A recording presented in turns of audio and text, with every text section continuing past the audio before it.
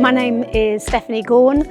I'm 50 years old and I run Cardiff Cabaret Club. I'm a burlesque performer and a dance teacher and a producer of shows. I've been running Cardiff Cabaret Club since 2007. I think I've produced over 200 shows, but I've been working as a dancer since I left college, which was when I was 19 years old. So I'll let you do the math. So my background is musical theatre, so I studied musical theatre at Arts Ed, and then went off and did like loads of kind of floor shows and pantomimes and cabaret and kind of musical theatre, that kind of thing. And somehow doing the burlesque kind of puts it all together. So there was a big sort of burlesque revival about 15 years ago, 20 years ago, and just thought it just seemed a really sort of joyous way of kind of expressing myself and for other people. So I started doing a little class, started teaching a little cabaret dance class in Chapter Arts Centre.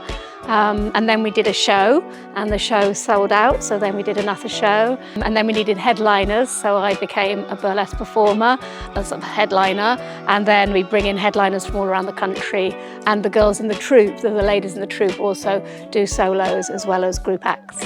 So I think the best advice is to go and see some burlesque, go and see some cabaret. A lot of people think, oh, you do burlesque, that must be just like Dita Von Teese. Some of it can be, you know, I've got the big fans and lovely glamorous costumes and lots of sort of diamantes and rhinestones and that kind of stuff. But then also a lot of my acts are really silly. I do an act as I come in as a caterpillar and then I turn into a great big butterfly, and it's completely crazy. A lot of acts out there are really about jading something and really subversive. Some of them are really political, you know, because burlesque means satire. You know, as an older performer, you know, and I'm quite a physical performer because I come from a dance background, so I like my acts to be quite dancey. But burlesque aren't necessarily. Some performers don't move so much. So I do find as an older performer, I do kind of, you know, you get injured and you have to kind of work with your physio and with your chiropractor a bit more than maybe you used to. I think, you know, the layering of acts, you know, you put in complexity in the acts so they work on different levels. So you know, the costume and the soundtrack, you know, you can be maybe a bit cleverer as you get older because you have a richer kind of history to draw on. I think my performing is definitely getting stronger. You get more confident, I suppose, as you get more confident in yourself.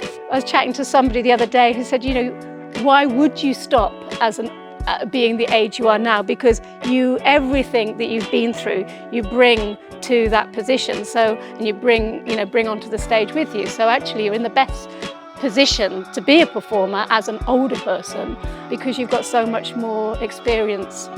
What I'm trying to do at the moment is kind of promoting myself as a performer. So as a dancer and a singer and an actress, and you know, with all the experience that I've had.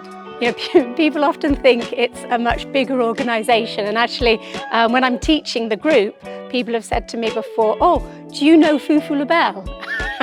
And I am Foo Foo Labelle, and I say, oh yes, I teach quite a lot for her.